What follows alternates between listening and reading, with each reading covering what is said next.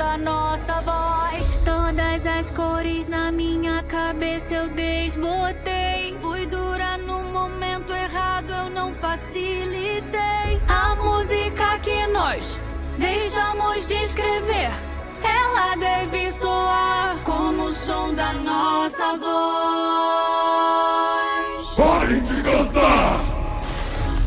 Já chega de silêncio, eu sinto em meu faro o cheiro do seu medo em expansão. Não me sinto sozinha, demônios não me assustam. Hoje nós não teremos compaixão. Tantas mentiras, fomos covardes, não obstante.